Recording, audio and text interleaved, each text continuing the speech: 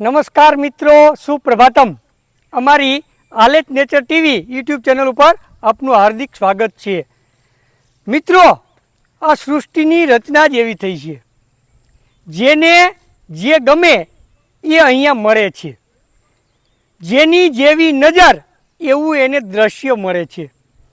મિત્રો, જ્યારે કુદરતની વાત કરવામાં આવે, કુદરતી સંપત્તિની વાત કરવામાં આવે, ત્યારે કુદરતે પ્રાણી સૃષ્ટિ સાથે પક્ષી સૃષ્ટિ અને એની સાથે વનસ્પતિ સૃષ્ટિની રચના કરી છે. પ્રાણીઓમાં પણ અલગ અલગ પ્રાણીઓ છે જેને જોવા ગમે છે, ઘણા નિર્દોષ છે, ઘણા હિંસક છે. એ જ રીતે આપણે પક્ષીઓની અંદર પણ જોઈએ તો ઘણા ડરાવણા પક્ષીઓ છે, તો ઘણા પક્ષીઓ ખૂબ સુંદર છે. મિત્રો, એવી જ વાત આપણે આ વનસ્પતિ સૃષ્ટિની છે. વનસ્પતિ સૃષ્ટિ છે એ આપણને ઘણું બધું આપે છે અને એમ કહેવાય છે કે પોતાનો ખોરાક પોતાની રીતે જાતે બનાવે છે. આ સૃષ્ટિની અંદર બીજી એવી કોઈ વસ્તુ નથી કે જે પોતાનો ખોરાક પોતાની જાતે બનાવતું હોય. અને એમાં પણ કેવી અજાયબીઓ આપી છે.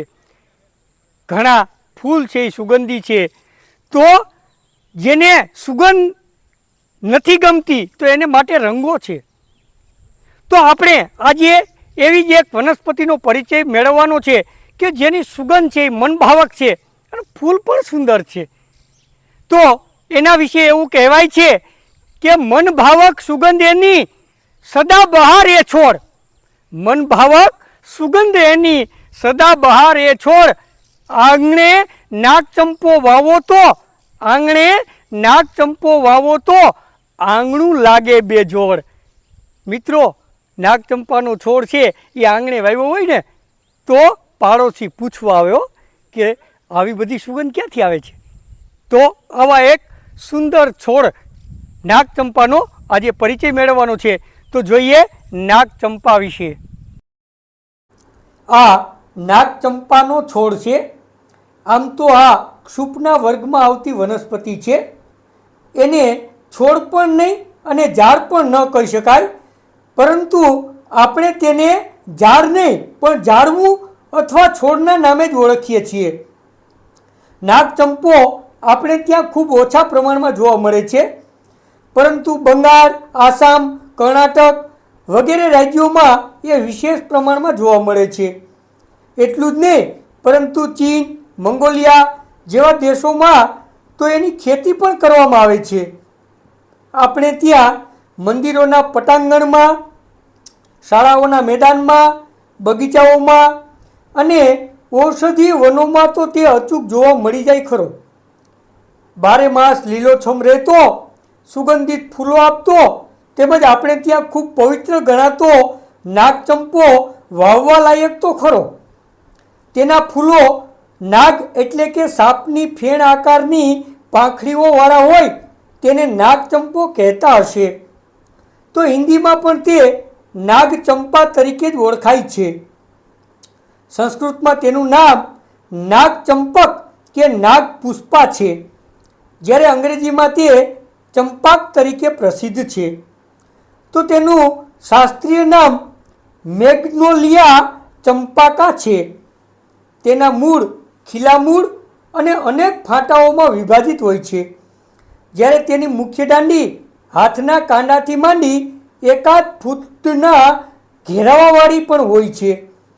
જો આ છોડને કાપવામાં આવે તો મૂળ પાસેથી જ અનેક શાખાઓ ફૂટી ઊંચે ચડતી જોવા મળે છે. આમ તો મૂળ પાસેથી આ છોડ ફૂટતો જ રહે છે અને ઘેરાવદાર બની જાય છે. તેમાં પાન સંયુક્ત અને આંતરે આવેલા હોય છે. પાન 4 થી 5 ઇંચ લાંબા અને 1.5 ઇંચ પહોળા, આછેરી રૂંવાટીવાળા અને લીલાશ પડતા રંગના હોય છે. શાખાઓમાં પત્રકોણમાંથી નીકળેલી સળીઓ પર સુંદર મજાના અને મનભાવક ગંધવાળા ફૂલો આવે છે. ફૂલ થોડા મોટા અને તેની પાંખડીઓ નાગની ફેણ આકારની હોય ખૂબ સુંદર દેખાય છે. ફૂલનો રંગ પીળાશ પડતો સોનેરી અને તેમાંથી મનને સંતોષ આપે તેવી મધુર સુગંધ આવે છે. જ્યારે છોડમાં ફૂલો હોય ત્યારે તેની આસપાસનું વાતાવરણ સુગંધિત બની જાય છે. તેમાં 1 થી 1.5 ઇંચ લાંબા ફળ આવે છે. ફળ મથાળે ગોળાઈ લેતા, વચ્ચે પહોળા અને ટોચના ભાગે અણી થતા કાચા હોય ત્યારે લીલા રંગના અને પાકતા પીળાશ પડતા થઈ અંતે કાળા થઈ જાય છે. તેમાં 1 થી 2 ચપટા લીલાશ પડતા ખાખી રંગના બીજ હોય છે. મેગ્નોલિયાસી વર્ગની આ વનસ્પતિમાં સફેદ ફૂલવાળી જાત પણ જોવા મળે છે, જે વધારે પ્રસિદ્ધ છે, જેનો ફરી અલગથી આપણે પરિચય મેળવશું. આમ તો ચંપાની અંદર ઘણી જાતો છે, જેનો આપણે અલગ અલગ સમયે પરિચય મેળવતા રહીશું. નાગચંપાના ઔષધીય ગુણની જો વાત કરીએ તો તે સ્વાદે તુરો, કડવો, ઉષ્ણ, દેહ સુધારક, વ્રણ રૂઝવનાર, આંખો માટે હિતકર, કફ, વાયુદોષ, અરુચિ, ત્વચા રોગ એ બધા દૂર કરનાર અને વિષમજવર, હરસ, મસા, ચામડીના રોગો, નપુંસકતા, સસણી, રક્તપિત્ત વગેરે દૂર કરનાર માનવામાં આવે છે અને એનું અંતર મનભાવક ખુશ્બુદાર તેમજ ઉત્તેજક ગણાય છે. નાગચંપાના ઔષધિ ઉપયોગની જો વાત કરવામાં આવે તો તેનું મૂળ, પાન, ફૂલો અને બીજનો વિશેષ પ્રમાણમાં ઉપયોગ થાય છે. તેના ફૂલો સુગંધીદાર હોય, સૌંદર્ય પ્રસાધનો અને અત્તર બનાવવામાં ખૂબ ઉપયોગી છે. તેના ફૂલોમાંથી બનાવેલ અત્તર મનભાવક ગંધવાળું તેમજ ઉત્તેજક છે.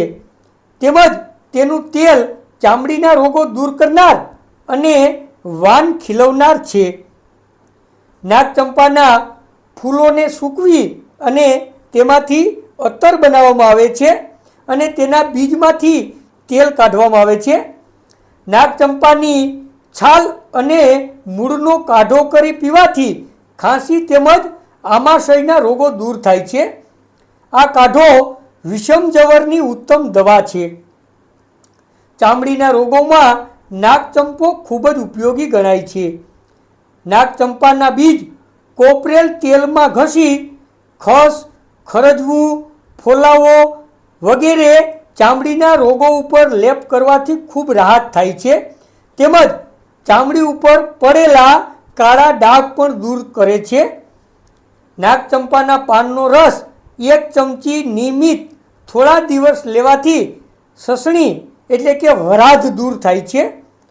નાગચંપાના મૂળ પાણીમાં ઘસી કઠણ ગાંઠ ઉપર બાંધવાથી થોડા જ સમયમાં ગાંઠ પાકી જાય ખૂબ જ રાહત થાય છે.